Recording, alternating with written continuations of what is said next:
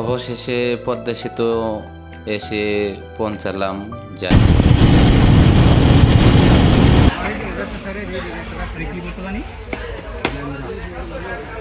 When the morning beats us at a নিচে 1200 চিংড়ি।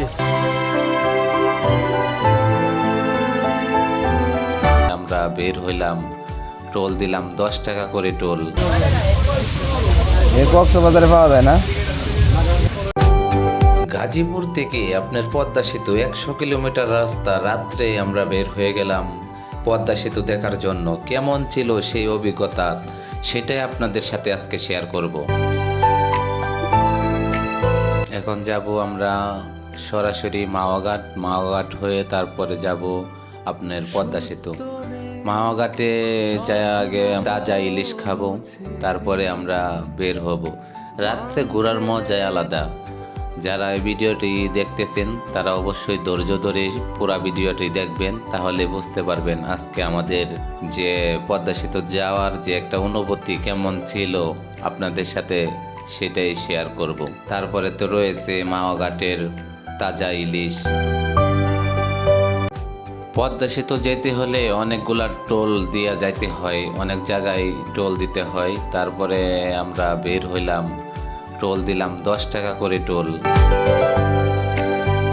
এখান থেকে চলে যাব মাওয়াঘাট। দেখি মাওয়াঘাট যাওয়ার পরে কীরকম অভিজ্ঞতা হয়, তারপরে সেটাই আপনাদের সাথে শেয়ার করব।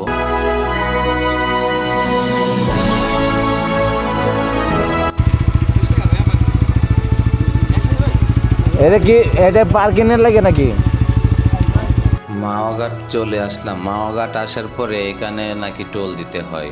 আপনি চিন্তা করেন একটা বিষয়, কোনো পার্কিংয়ের জন্য টোল দিতে হয় না, কিন্তু মাওয়াঘাট ঢুকতে ওনাদেরকে টোল দিতে হয়। আর এখানকার অনেক গাড়ি যাইতেছে, বলতেছে আমাদের এটা এলাকার, মানে যারা এলাকার তাদের জন্য কোনো টোল লাগে না। মানে আমাদের সামনে অনেক গাড়িগুলো চলে গেল, বলতেছে আমরা এলাকার, মানে কি একটা অবস্থা। তাই আপনারা যারা যাবেন তারা অবশ্যই ভিতরে ঢুকতে গেলে 20 টাকা করে প্রতি বাইকের জন্য দিতে হয়। এটা একটা মনে করেন যে চাঁদার মতোই ধরতে গেলে, কারণ এখানে মাওয়াঘাট যাইবো, কোনো ব্রিজ নাই, কিচ্ছু নাই। এটার ভিতরে ঢুকবো, গাড়ি পার্কিং করলে যদি মানে নিরাপত্তা দিত তাহলে একটা কথা ছিল।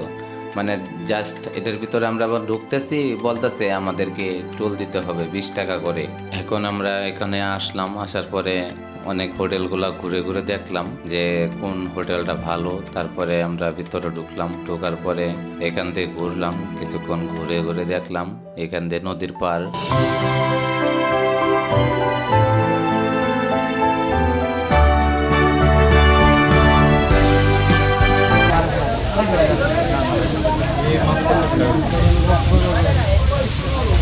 কক্সবাজারে পাওয়া যায় না।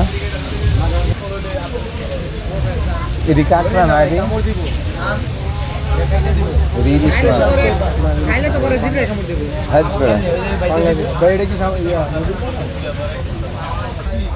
দুইটা নিচে 1200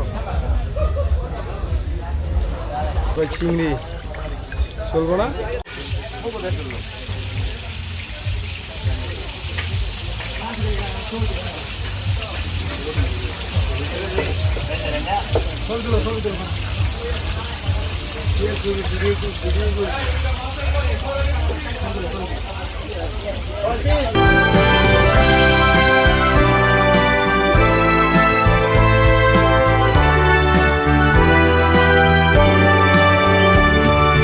late blue when the morning beats us at a needle moving store.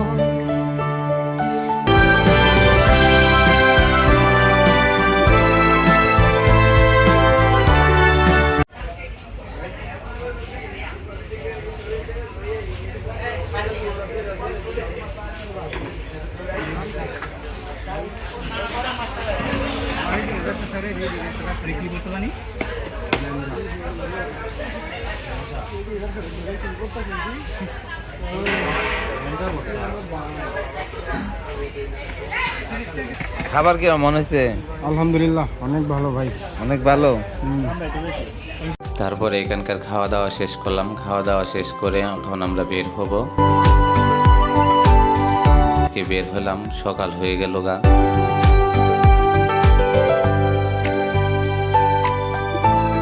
অবশেষে পদ্মা সেতু এসে পৌঁছালাম। যাই হোক, অনেক কষ্টের পরে পদ্মা সেতুর উপরে উঠতেছি।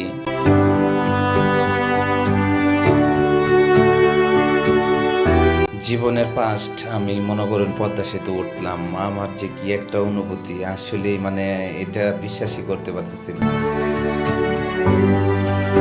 সকাল হয়ে গেছে গা, সারা রাত্র কাটায় দিলাম মানে এই পদ্মা সেতু দেখার জন্য।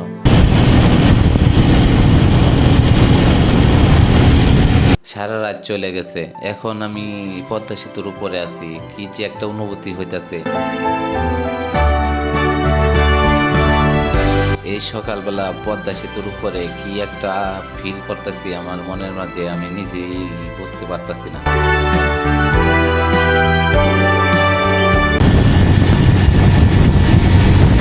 এই রাত্রে ভিড় হয়ে তারপরে মনে করেন এখন সকাল হয়ে গেছে, ভোর হয়ে গেছে গা, এই পদ্মা সেতু দেখার জন্য। মানে কি একটা ভালো লাগতেছে আসলে, মানে কথাই অসাধারণ। মনে হয় না এটা আমাদের বাংলাদেশে এত সুন্দর একটা পদ্মা সেতু।